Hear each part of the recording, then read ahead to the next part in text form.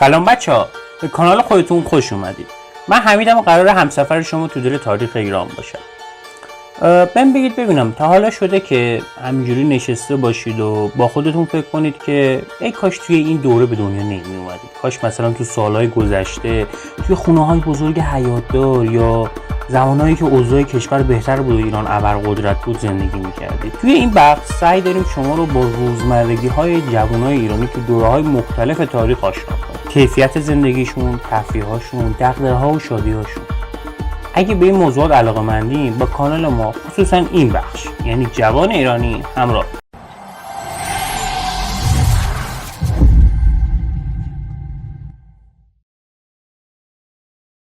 خب توی این قسمت میخوایم بریم به عنوان یکی از اولین ساکنان فلات ایران. داستان فلات ایران به عنوان یک سکونتگاه انسانی اولین بار از ماجرای اکتشافات کارلتون استیون کون انسانشناس آمریکایی به ایران شروع میشه. از اونجایی که نام خانوادگی پایانی ایشون یکم ناجوره که همونه، من از نام خانوادگی میانیشون یعنی استیون استفاده میکنم. توی پاییز 1127 آقای استیون داشت توی غاری تو شهر نیپور عراق دنبال فسیل‌های انسان‌های نخستین میگرد که یهو همولایتیشون که اونم آمریکایی بوده به اسم آقای جورج کامرون که همچنین باستانشناس بوده رو میبینه. جیمز کامرون اون کارگردانه نه، جورج کامرون. میشینن با هم یه چایی میزنن و کامرون میگه آره حاجی برای کار دنبال فسیل و استخون و اسکلت میگردی، من تازه تو ایران بودم و تازه نسخه برداری کتیبه بیستون کرمانشاه رو تموم کردم. یه غاری اونجا من دیدم، راست کار خودته، باقلوا، بیا با یه سر اونجا بزن.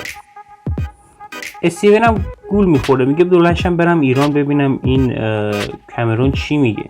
دست اهل و عیال رو میگیره و با هم میرن بیستون.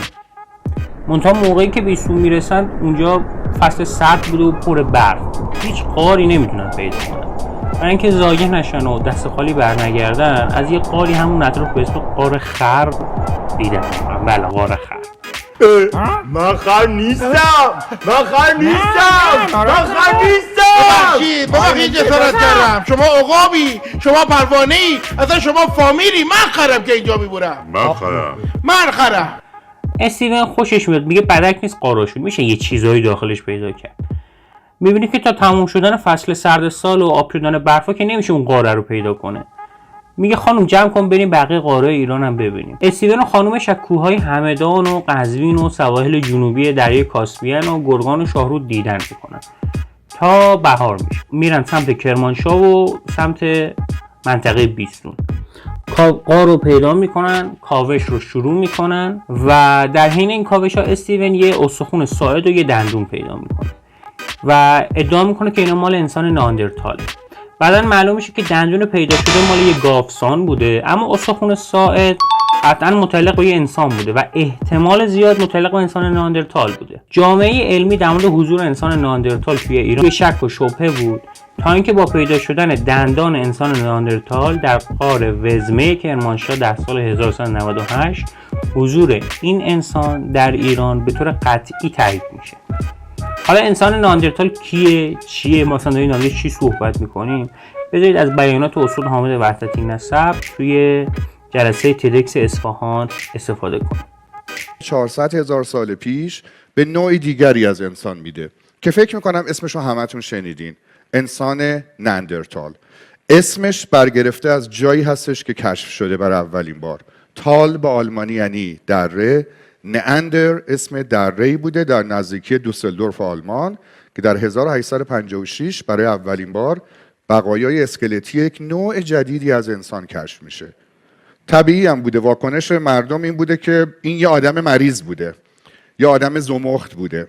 خیلی عنوان میکنن که این مربوط بوده به قبایل ژرمانیکی که قبل از روم ها اینجا زندگی میکردن، به خاطر این قوس روی برجسته روی ابروانش، به خاطر حفره چشمهای خیلی بزرگش. حلقه چشمهاش رو با حلقه چشمهای خودمون مقایسه کنید، تقریبا 2 برابر ماست.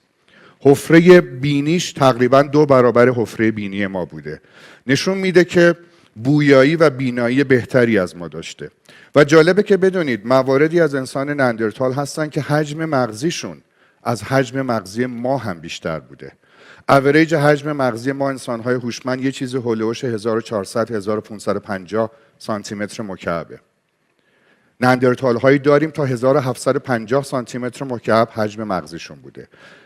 اما به پیچیدگی ما نبودن. پس درسته که برای پیچیده شدن مغز بزرگ نیاز هست، ولی هر کسی که مغز بزرگ داره لزوماً موجود پیچیده‌ای نیست. و درسته که این دو نفر از نظر جمجمه و آناتومی خیلی با هم متفاوتن، اما اگر روشون ماهیچه و پوست کشیده بشه چندان با هم دیگه تفاوتی ندارن. شما دارین در سمت چپ بازسازی جد همه ماها رو میبینید، یک انسان هوشمند، و در سمت راست یک انسان ناندرتال. بنابراین زمانی که پوست و مو می اومده روشون و به قول یک دانشمندی اگر اصلاح میکردن و یک کت شلوار میپوشیدن و توی خیابون راه میرفتن کسی جیغ نمیزد ناندرتال. همین کار رو در یک مستند به تازگی انجام دادن. شخصی رو گیریم کردن، سوار مترو لندن میشه، بلیت میخره، پیاده میشه و کسی فریاد نمیزنه. ناندرتال ها تو ایران زندگی کردن. در واقع جورایی میشه گفت ایران در میانه قلمرو ناندرتال ها بوده. قلمرو ناندرتال ها از غربی ترین نقاط در اروپا مثل پرتغال و اسپانیا گرفته تا آسیای مرکزی امتداد داشته و ایران ما دقیقاً در قلب این قلمرو قرار گرفت. حالا اگه برای شما هم جالب شده بیاین از طریق همین دندونه و اشیاء پیدا شده گوش بدیم به زندگی یه جوون ایرانی توی آمریکا.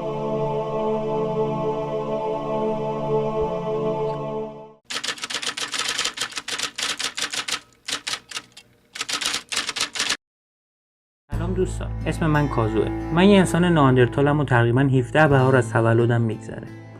میگم تقریبا چون خیلی وقته که بهاری وجود نداره و همش زمستونه. من و قبیله‌ام توی زمانی زندگی میکنیم که شماها بهش میگید عصر یخبندان. گفتم قبیله‌ام، من با 2 تا جوون دیگه، یه پسر به اسم میفا و یه دختر به اسم لولا، 3 مرد بزرگسال و 2 زن بالغ دیگه، 4 بچه خردسال و 1 نوزاد و همراه با مابید پیر یک قبیله 14 نفره رو تشکیل میدیم. هر کس اینجا یه وظیفه‌ای داره. مابید پیر از زخمی‌ها مراقبت میکنه و به کوچیک‌ترا یاد میده که چطور از سنگ‌ها ابزار بسازن. ابزارسازی کار بسیار مهمیه که هر انسانی باید یاد بگیره. ما سنگ‌های کوچیکی رو از سنگ‌های مادر جدا می‌کنیم و به شکل مثلثی شکلی در اندازه‌های مختلف به وجود میاریم. شما اسم این مدل ابزارسازی رو گذاشتید صنعت موستیرین. این سنگ‌ها هم برای نیزه‌ها استفاده میشه، هم تبردستی‌های شخصیمون که باهاش قصابی می‌کنیم، می‌جنگیم، چوب‌ها و ساق گیاهان رو می‌بریم، سنگ‌های نرم‌تر رو شکل میدیم. یه جورایی حکم ابزار همگانه رو برای ما داره. پیدا کردن سنگ مناسب هم این روزا سخته. برای همین ابزارسازی باید با دقت صورت بگیره تا منابع هدر نرن. ما حتی اگه اسلحه هامون توی شکار کند بشن یا خراب بشن اونها رو روتوش رو تعمیر میکنیم. مابید پیر همیشه قرم میزنه و میگه مغز بچه‌ها از سنگ هم سخت‌تره. هیچ یاد نمیگیرن. بعد وظایف میگفتم بزرگسالا معمولا به شکار میرن و شکارها رو قصابی و تیکه تیکه میکنن. ما بچه‌ها هم به جمع کردن سنگ‌های مناسب برای ساخت وسایل و گیاهان مفید دارویی و خوراکی میپردازیم. خاطر عصر یخبندان تقریبا گیاهی برای غذا نمونده. تا چشم کار میکنه درخت‌های سوزنی برگ و تپه‌های مرتفع پوشیده از برفه. ولی میشه هنوز گیاهایی مثل هویج و چغندر توی دشت پیدا کرد. پیدا کردن سنگ مناسب برای ابزارسازی هم خیلی سخت شد. سنگ‌ها زیر برفا قایم شدن و فقط سنگ‌های اطراف رودخونه‌ها و دریاچه‌ها قابل دیدنه. برداشتن اونها هم به خاطر سرمایه آب مثل فرو بردن دست توی بوت‌های خاره. هرچند بعد یه مدتی دستمون بی‌حس میشه و مثل آتیش قرمز میشه، ولی با وجود همه اینا ما مجبوریم سنگ جمع کنیم تا زنده بمونیم. هرچند نمیتونید مستقیما به ما کمک کنید و توی زمان ما نیستید، ولی اگه با دستاتون این ویدیو رو لایک کنید، کامنت بذارید و این کانال رو سابسکرایب کنید، این ویدیو رو هم برای بقیه بفرستید، باعث میشه که مردم با شیوه زندگی و سختی‌هایی که ما میکشیم آشنا بشن. از سختی کار گفتم. خوشبختانه پیدا کردن چوب مناسب برای سوخت آتش و دسته‌های ابزارها زیاد سخت نیست. زیاد که بهتر بگم از سنگ جمع کردن سخت‌تر نیست. کل روز من و بقیه جوونا به همین کار میگذره. بچه‌ها هم کمک میکنن ولی اونا اجازه ندارن از کار دور بشن. چون ممکنه گم بشن یا حتی توسط حیوانات درنده خورده بشن. در اصل بار این وظیفه روی دوش ما جووناست. امروز یه روز خاص برای من. اولین روزیه که من و میفا همراه با بقیه به شکار یه حیوان بزرگ جسته می‌ریم. شاید به این وسیله بتونم توجه لولا و جایی که زنای بزرگ قبیله رو جلب بکنم. این دخترها و زنها معمولا به قوی‌ترین و شجاع‌ترین افراد پا میدن و چیزی به ما جوونا نمیرسه. یه جورایی حکم آهن پرستی زمان شما رو داره. حتی لولا ترجیح میده با یکی از مردای قبیله باشه تا با من و میفا که همسن نشیم تقریبا. امیدوارم بتونم شجاعتمو به اثبات برسونم. البته اینم بدونید من پخمه نیستم. مابید پیر مسن‌ترین فرد قبیله است و منو مسئول محافظت از آتیش در شب قرار داده. تقریبا این مهمترین وظیفه است. اگه آتیش نباشه یا بمیره ممکنه همه ما از سرما خشکمون بزنه. اگه آتیشی در دهانه غار روشن نباشه ممکنه یه ببر دندون خنجری وارد غار بشه. از اون گذشته ممکنه بچهای خردسال نصف شب از سرما با آتیش پناه ببرن، خیلی نزدیک بشن و به خودشون صدمه وارد کنن. فارغ از این دردسرا، آتیش همیشه باعث میشه که غذا نرم‌تر و خوشمزه‌تر بشه. هرچند ما به خوردن گوشت خامم عادت داریم. آتیش هدیه‌ای از آسمون. آخرین باری که آتیشمون مرد، مدت‌ها منتظر سایقه موند تا دوباره به ما آتیش بده. خیلی سخت. من که 2 تا پوستین روی خودم کشیده بودم باز سردم. کاش میتونستیم خودمون آتیش رو به وجود بیاریم. البته یکی از زنای قبیله میگفت که تونسته با 2 تا چوب آتیشای ریز درست کنه که سریعا مردن. به هر صورت ما از آسمون میخوایم و چشمون با آسمونه. امیدواریم همونطور که به ما برف میده آتیش هم به ما بده. مهمترین کار بعد از نگهداری از آتیش شکاره که همونطور که قبلا گفتم من و میفا هنوز نتونستیم توی شرکت کنیم. حتی زنای قبیله توی شکارهای بزرگی مثل ماموت یا کرگدن‌های پشمالو شرکت میکنن. اتفاقا وقتی آتیش داریم و غذای ذخیرمون تموم شه سراغ یه شکار بزرگ میریم تا آتیش گوشتای اضافی رو با نفس سیاهش که شما بهش میگید دود تقدیس کنه. گوشتایی که توسط آتیش تقدیس میشن دیرتر خراب میشن.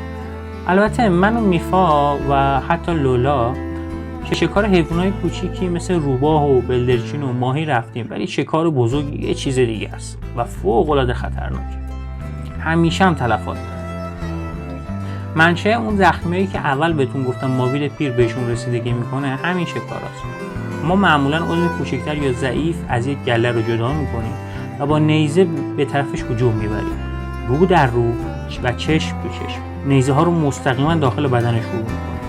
اون حیوان هم قاعدتا از خودش دفاع میکنه و ما همیشه 1-2 تا دست و پای شکسته خواهیم داشت. بعد از مردن حیوان بدنش رو به قطعات کوچکتر تقسیم میکنیم و برای قصابی به غار خودمون میبریم. چون بوی گوشت و خون حیوانات وحشی مثل گرگا، ببرا و کفتارها رو به سمت ما میکشونه و امکان حمله اونا وجود داره. برای همین قصابی تو محل شکار امکان پذیر نیست. در غار بهتر میتونیم از خودمون محافظت کنیم. دست و پای آسیب دیده هم توسط مابید توی غار آتل بندی میشن. متاسفانه هفته پیش یکی از زنای قبیله نتونست به خاطر عفونت دووم بیاره و کشته میشه. درون غار گودالی حفر کردیم و جنازه‌ش رو همراه با وسایلش دفن کردیم. یکی از مردا پیشنهاد داد که گوشت بدنش رو جدا کنیم. میدونم ممکن از نظر شما چندش بیاد، ولی توی این کمبود غذا گرگا مرتباً قبرها رو میشکنن و از جنازه ها تغذیه میکنن. این خیلی بده که فردی که با افتخار از زخم شکار مرده خوراک حیوانات وحشی بشه. اون گوشتا بالاخره خورده میشن. اگه توسط ما باشه حداقل آرامش ابدی همقبیله‌ایمون با شکافته شدن قبرش از بین نمیره. از اون گذشته شکم بچه‌ها هم سیر میشه. امیدوارم شرایط سخت ما رو درک کنه. در هر صورت مابید پیر نپذیرفت و جنازه زن رو به همراه وسایلش دفن کردیم و قبل از غروب آفتاب به غار برگشتیم. غروب همیشه وقت تفریح و سرگرمیه. البته بعد از استراحت. وقتی کل روز وزن خودت و وسایل همراهت مثل نیزه، جنازه جونورا، افراد زخمی و غیره روی پاهات باشه، هیچ اندازه نشستن و خالی کردن بارت حال نمیده. بعضن احساسش با حس پرواز تو آسمونا و سپردن خودت به دست باد برابری میکنه. اصلا واقعا احساس سبکی به آدم میده. بعد از استراحت اگه حالی مونده باشه دور آتیش میشینیم و وقایعی که هنگام جستجو و شکار برامون پیش اومده تعریف میکنیم. موزیک میزنیم و از کنار هم بودن لذت میبریم. سعی میکنیم تلخی و سختی های این جهان رو فراموش کنیم. شما دوست داشتید که عضوی از قبیله ما بودید؟ یه برامون کامنت بذارید.